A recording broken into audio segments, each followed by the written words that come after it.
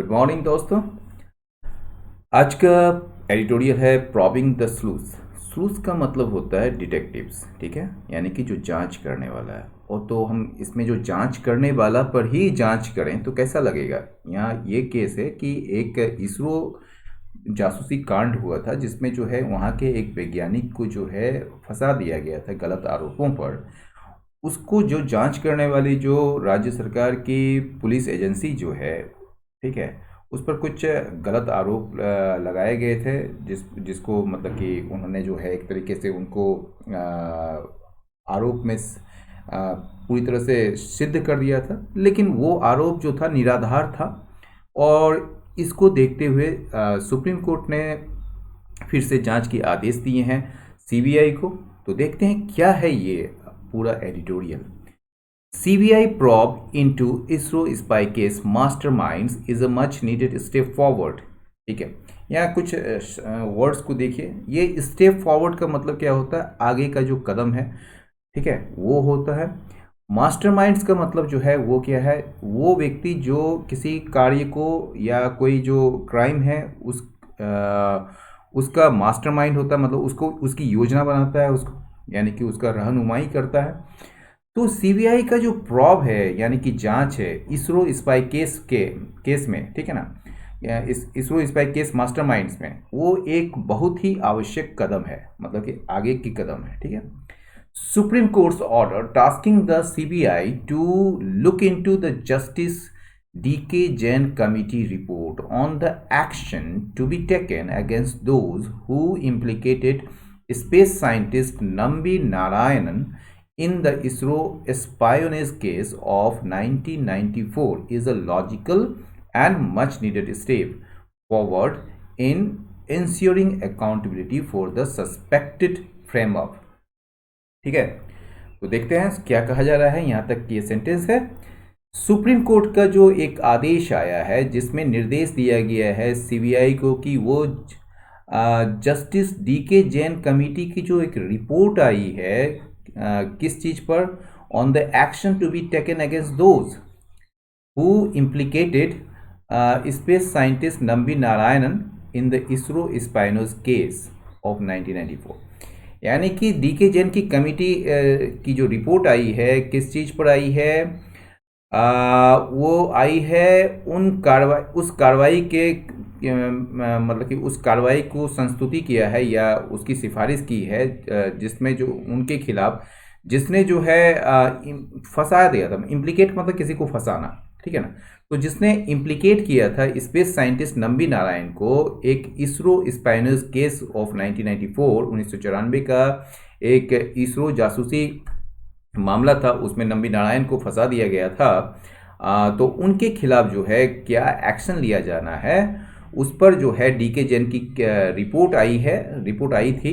उस रिपोर्ट पर जो है सीबीआई को आगे काम करने के लिए या आगे जांच करने के लिए जो है सुप्रीम कोर्ट के आदेश में निर्देश दिया गया है सीबीआई को। और यह जो है ये सुप्रीम कोर्ट का ऑर्डर जो है ये क्या है, is a logical and much needed step forward. ये एक बड़ा तार्किक और बहुत ही आवश्यक कदम है किस बात के लिए, इन इंश्योरिंग अकाउंटेबिलिटी, जिम्मेदारी तय कर सुनिश्चित करने के लिए, फॉर द सस्पेक्टेड यानी कि संदिग्ध फ्रेम अप क्या क्या होता है। फ्रेम अप मतलब होता है एक कॉन्स्पिरेसी होता है किसी को फंसाने की गलत आरोपों में, ठीक है ना। तो मान लीजिए कि हम लोग एक सस्पेक्ट एक संदिग्ध या संदेहास्पद मतलब कि गलत आरोपों में फंसाने के लिए जो कार्य किए हैं उसके लिए जो अकाउंटेबल कौन है, कौन जिम्मेदार है, उसको सुनिश्चित करने के लिए यह बहुत ही लॉजिकल और मच नीडेड स्टेप होगा। Representing a dark but brief chapter in the annuls of police investigation in the country.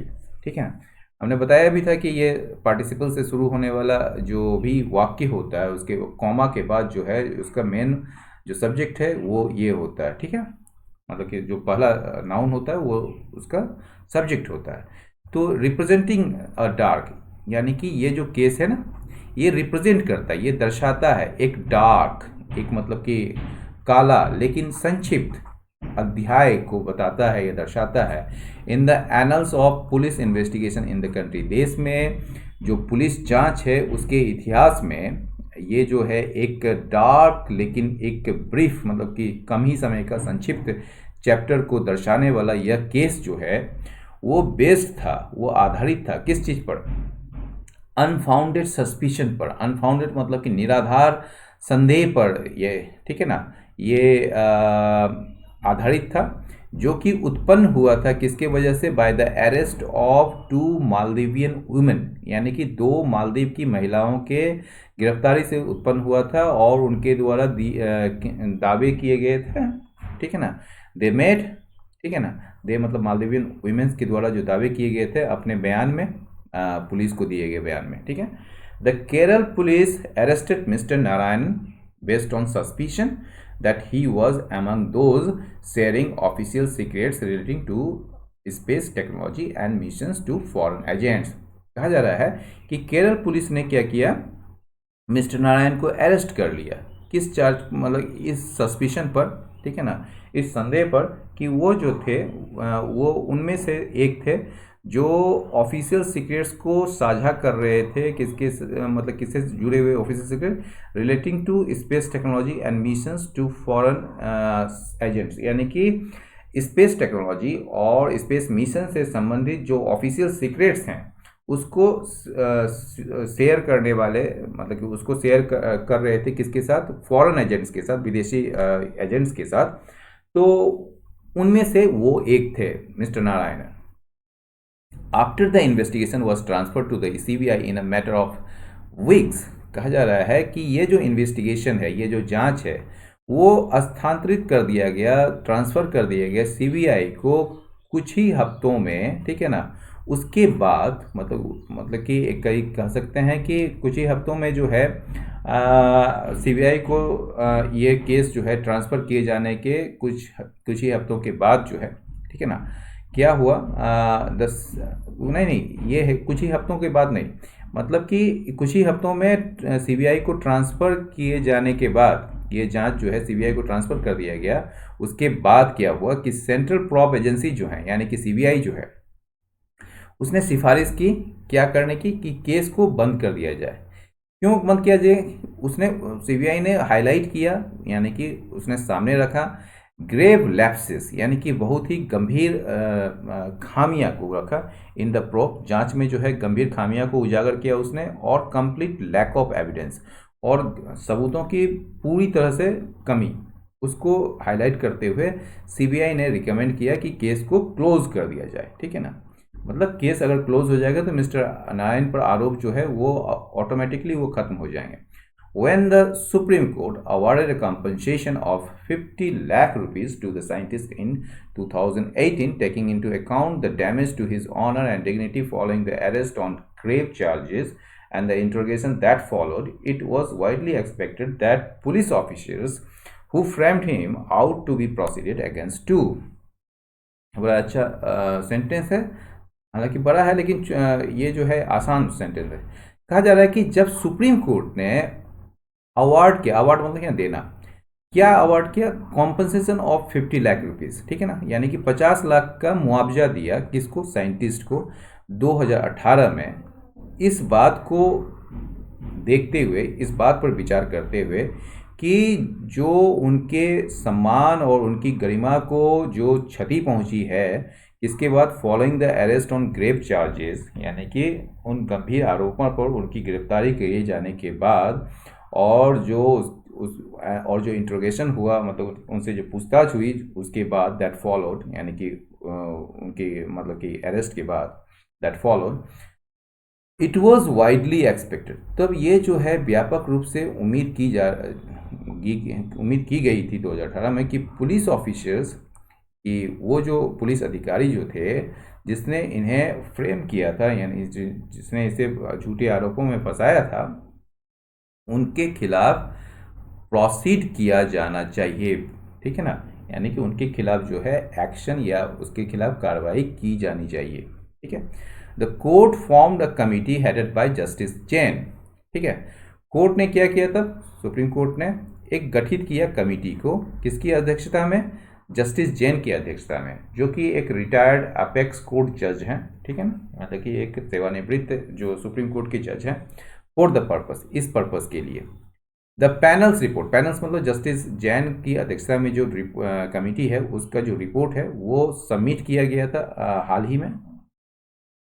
And the centre supported the demand for follow up action, और सेंटर यानी कि केंद्र सरकार जो है फॉलो अप एक्शन यानी कि आगे की कार्रवाई, फॉलो अप एक्शन मतलब कि आगे की फर्दर एक्शन जो लेना है, तो फर्दर एक्शन के लिए जो है जो डिमांड उठ रही थी उसको सेंटर ने सपोर्ट भी कर दिया था। सिग्निफिकेंटली उल्लेखनीय है, ये उल्लेखनीय है कि कोर्ट ने मैंडेट दिया था, मतलब कोर्ट ने यह आदेश दिया था, यह आदेश दिया है कि रिपोर्ट के जो कंटेंट्स हैं उसको गोपनीय रखा जाए वाइल बीइंग फॉरवर्डेड, जबकि इसे जो है भेजा जा रहा था, यानी कि सीबीआई को जो है इसे दिया जा रहा था for a decision on how to proceed further, कि इसमें आगे की क्या कार्रवाई होनी है उसके लिए निर्णय लेने के लिए सीबीआई को इस मतलब कि इसे सौंपा जा रहा था, या आप इसे कह सकते हैं इसको भेजा जा रहा था सीबीआई को। तो इस कोर्ट ने यह आदेश दिया था कि ये जो रिपोर्ट्स है जस्टिस जैन के कमेटी के रिपोर्ट्स के कंटेंट्स को जो है उसे गोपनीय रखा जाए।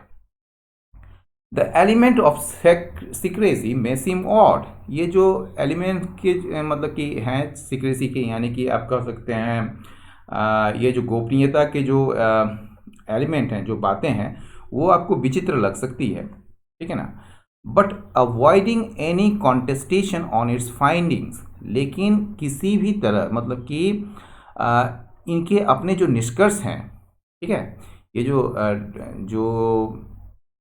प्रिलिमिनरी इसे जो है मतलब कि एक प्रिलिमिनरी इंक्वायरी माना जाता है। ये जो आपका पैनल का जो रिपोर्ट आया था, जो पैनल का जो फाइंडिंग्स आया था, उस पर कोई भी विवाद को मतलब कि करना जो है, अवॉइड करना मतलब उसको टालना एक तरीके से, which are to be treated as the outcome of a preliminary inquiry, जिसे जो है माना जाएगा एक परिणाम, किस चीज़ का, प्रारंभिक जांच का एक परिणाम माना जाएगा जिसे, ठीक है ना, इसे एक प्रारंभिक जांच का परिणाम माना जाएगा, ठीक है। तो किसी भी तरीके का इसके जो फाइंडिंग्स है, इसके जो निष्कर्ष हैं, उस पर कोई भी विवाद से बचना, वो क्या होगा, ये निश्चित रूप से एक मतलब कि सहायक होगा in the agency proceeding on merits, यानी कि एजेंसी को इस केस के मेरिट्स पर आगे बढ़ने के लिए वो सहायक होगा, एजेंसी यानी कि सीबीआई को। व्हेन इट अवार्डेड कॉम्पनसेशन, जब इसने मुआवजा दिया था, तो किसने, मतलब सुप्रीम कोर्ट ने, तो कोर्ट जो है वो क्वाइट कन्विंस, ये उसको मतलब कि पूरा यकीन था कि इनिशियल प्रॉब वाज मैलिशियस, कि वो जो शुरुआती जो जांच थी वो मैलिशियस था, यानी कि दुर्भावनापूर्ण थी। The criminal law was set in motion without any basis, यानी कि जो आपराधिक कानून जो है तय कर दिया गया था बिना किसी आधार के। इट वॉज इनिशिएटेड, ये शुरुआत की गई थी on some kind of fancy और नोशन, कुछ कल्पना या धारणा के आधार पर इसे शुरुआत कर दी गई कि ऐसा हमने मान लिया तो इसे शुरुआत कर देते हैं। इट हैड ऑब्जर्व, इसने कहा था मतलब सुप्रीम कोर्ट ने कहा था। It is rare in India, ये भारत में कम ही देखा जाता है कि दैट दोज फॉल्सली इम्प्लीकेटेड और maliciously arrested on grave charges get justice, ये भारत में कम ही देखा जाता है कि गंभीर आरोपों पर जिन्हें गलत रूप से फंसाया गया है या जिसे जो है दुर्भावनापूर्ण तरीके से गिरफ्तार किया गया है, उनको जस्टिस मिलते हुए बहुत कम देखा गया है। The police are given to, यहाँ पर गिवन टू का मतलब समझिए, गिवन टू का मतलब होता है एक तरीके से उनका एक आदत है, ठीक है ना, मतलब वो इंक्लाइंड है। तो the police are given to using questionable matters, यानी कि पुलिस जो जानी जाती है कि किसके इस्तेमाल के लिए, संदिग्ध तरीकों को इस्तेमाल करने के लिए पुलिस जानी जाती है। And treat the gravity of charges, और जो है ये जो आरोप है उसकी गंभीरता को इस रूप में ट्रीट करती है, इस रूप में देखती है, दैट नेसेसिटेट्स स्ट्रॉन्गर, जिसके लिए आवश्यक हो जाता है क्या, एक कड़ा और मोर परसुएसिव मीन्स ऑफ इन्वेस्टिगेशन, यानी कि जांच का एक प्रेरक साधन के रूप में जो है ये आवश्यक बना देता है, या ये जरूरत मतलब कि जरूरी हो जाता है। That Mr. Narayan has succeeded in the battle for restoring his honor is a matter of relief. That हमने बताया था कि that से शुरू होने वाला जो सेंटेंस होता है उसका